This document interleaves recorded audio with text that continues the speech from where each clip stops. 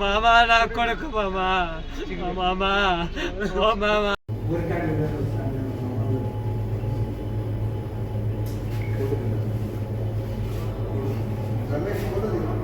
తీసిన శివ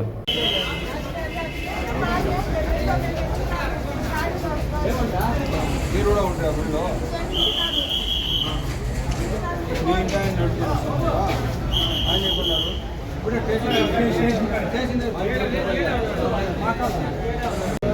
సైడ్ వెళ్ళిపోయినాడు ఏం జరిగిన ఇద్దరు ఆ సైడ్ పడ్డారు ఇప్పుడు ఈ సైడ్ పడ్డారు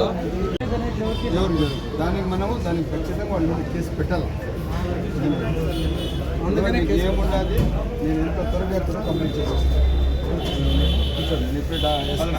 మాట్లాడుతాను. ఈరోజు చీకల్వెల్ సచివాలయం ముందర భాగంలో ఇంత పెద్ద యాక్సిడెంట్ జరగడం,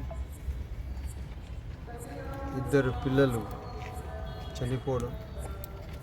ఆ పిల్లల తండ్రి ఏం చేశారంటే మోటార్ సైకిల్లో పిల్లలు కూర్చోపెట్టుకొని అతను ఇంకొక చిన్న బిడ్డ కూడా చనిపోయిన బిడ్డ వాళ్ళ అన్న కొడుకు అందరూ కలిసి మోటార్ సైకిల్లో వస్తున్నారు రాయలపాడు నుంచి.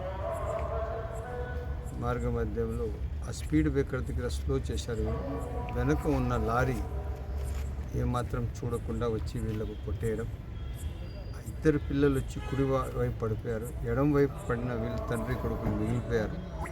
కుడివైపు ఎవరైతే వాళ్ళు పడినారో వాళ్ళు అక్కడికక్కడే చనిపోవడం చాలా బాధాకరం. తక్షణం నేను రేపు అక్కడే R&D వాళ్ళకు సూచిస్తూ ఎవరైతే యాక్సిడెంట్ చేశారో వాళ్ళపైన అతనే మత్తులో ఉన్నాడా, ఏ విధంగా ఉన్నాడో పోలీస్కి ఇప్పుడే ఫోన్ చేసి చెప్పడం జరిగింది. ఒకవేళ మత్తులో ఉండే చేస్తే అది మర్డర్ కేసు కింద ట్రీట్ చేయమని, యాక్సిడెంట్ కేసు కింద చేయకుండా. తల్లిదండ్రులు చాలా బాధపడుతున్నారు. నిన్న కూడా ఉగాది సంబరాలు చౌడేశ్వరమ్మ గుడి నుంచి చూసుకొని వెళ్తూ ముగ్గురు మహేష్ ఇంకా ఇద్దరు చనిపోవడం జరిగింది. చాలా బాధాకరం.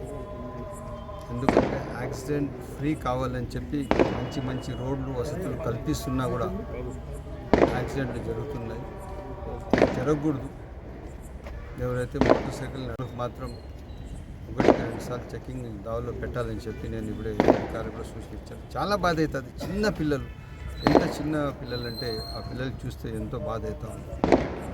ఎట్టి పరిస్థితుల్లో కూడా పోలీస్ శాఖ వారికి, అదే రవాణా శాఖ వాళ్ళు దీనిపైన చర్యలు తీసుకొని అనేది తప్పకుండా ఈ ఎవరైతే ఇద్దరు పిల్లలు చనిపోయినారో వాళ్ళకి ఏదో రూపంగా ప్రభుత్వం నుంచి నా నుంచి మనం సహాయం చేసే వ్యక్తి వాళ్ళకి ఆదుకుంటామని తెలియజేస్తున్నాం.